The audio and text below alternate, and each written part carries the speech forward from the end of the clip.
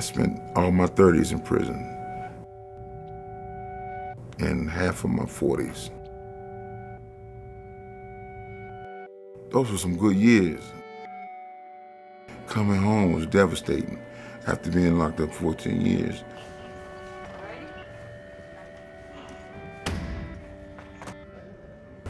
Hoping I don't go back to the same thing. That's like my biggest fear, knowing because I've done it plenty of times. First thing you do is get out, especially if you see someone doing it in front of you.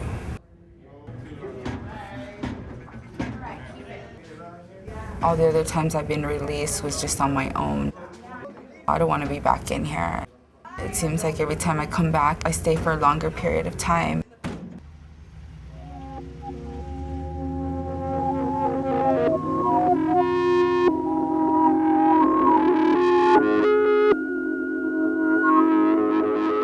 When we walk out these doors, most of us have no place to go but back to the same situation we were in before.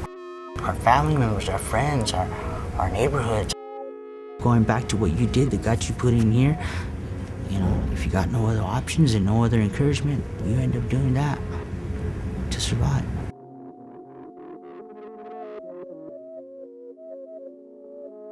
I had already been clean just like 10 months. I had 1 year parole. God, I ran into this one person that I was in prison with. Once I seen it, it was like, hey, save me a little bit, you know. When I came home from prison, I didn't want to be around nobody. I still had that prison mentality in my head.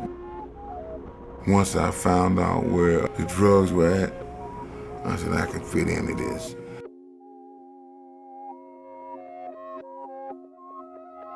It's hard for an addict to communicate.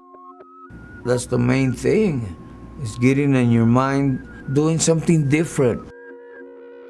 And then you find this so-called miracle drug, which is really yourself.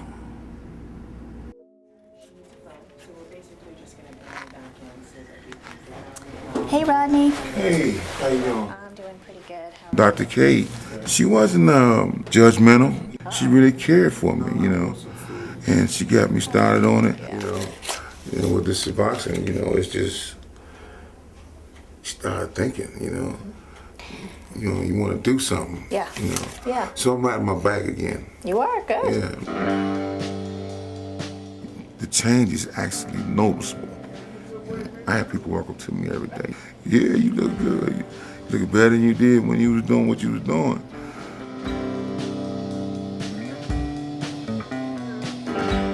You can get your strength back and everything. And when you actually get back your thoughts. I lost a lot of years. 14 years is a long time to be incarcerated. You know, to sit and think about your life. I never thought I was the type of dude that would go to a group, you know. I always like, I'm not gonna be airing my laundry in the street, you know. But I got support in these groups. All of us done broke down in here before, and we all been there for each other.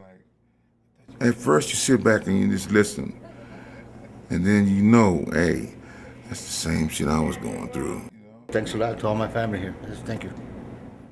It's hard to stay out of jail or prison once you've been in. Making a plan to get onto medication treatment right away when people get out of jail or prison can help give them the platform that they need to be able to address all the other issues that hit them when they first come out.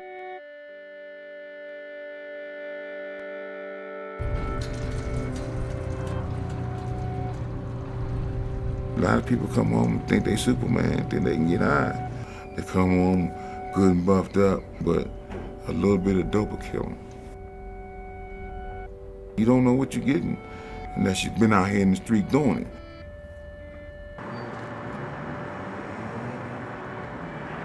When do people get in trouble with overdoses? When you first walk out of jail? People get in trouble when they're newly released, and that means their tolerance is down. People's tolerance can change if they were sick for the weekend. We're going to teach you how to respond to an opiate overdose. What is an opiate? That's what I'm asking. Heroin, the Vicodins, the Percocet. also methadone.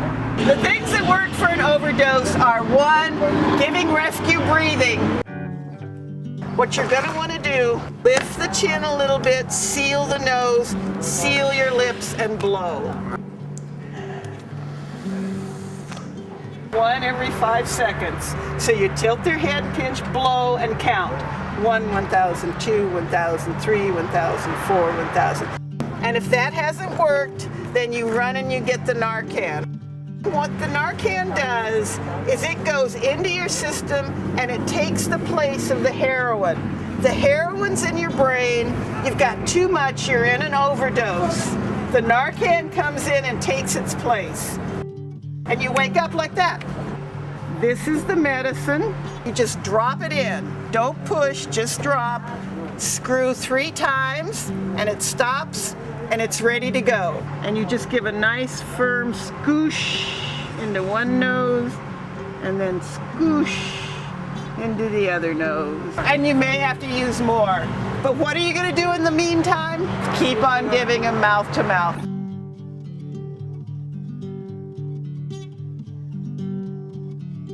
If they had a bunch of heroin in there, they could go back out again.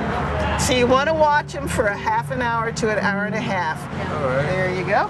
And the other thing I wanted to talk a little bit about was calling 911. New Mexico state legislature passed a law.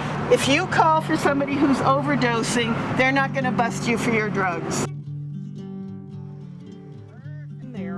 You're going to turn it about 3 times. So the person you used it on, you just needed to use 1 dose? 1 dose, because I guess it was his first time out of jail now. Okay. That's what happens all the time when you get out of prison. You think you can still handle what you used to and shit. Right. No, you can't handle it.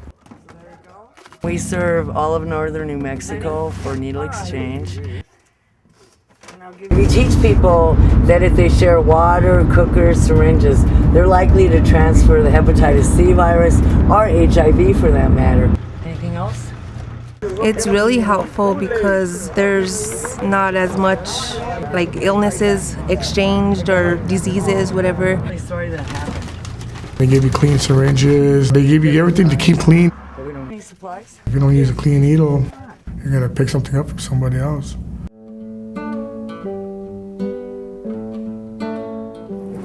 You pick up that needle for a tattoo or for drugs, for whatever. If you share it, you can get infected that way. Hepatitis C, it's a virus that attacks the liver. This is specifically spread blood-to-blood exposure. I got mine through tattoos or IV using. I'm not sure which one it was. I got mine a long time ago, probably like 10 years ago, from sharing. In New Mexico, 40% of individuals that are in jails or prison are infected with hepatitis C. If you have hepatitis C and an addiction, you've got 2 serious things you have to deal with in your life. That's a lot.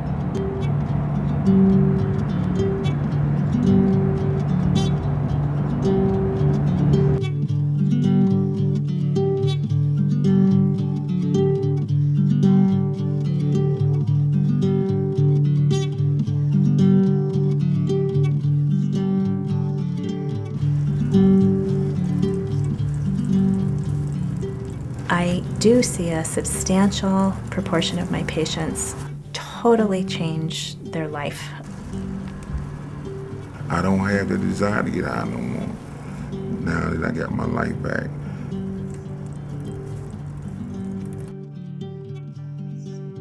I have a lot of regrets, but now I've taken a different path and it's a totally different ballgame. Got my own car, I got food in the refrigerator. And not only that, when the cops pass by, I wave at them and they wave back at me. And that's my main thing, is to get my kids back in my life and do right for them. I want my life back. I want my job back. Raise my daughter, and be there for her, at the age of 65, 70, This is the furthest I've come along in my addiction since the first time I ever wanted to get clean. It's never too late. It's different for everybody. But the first step is you need treatment. You need to talk to people. And then you'll know when it's your time to contribute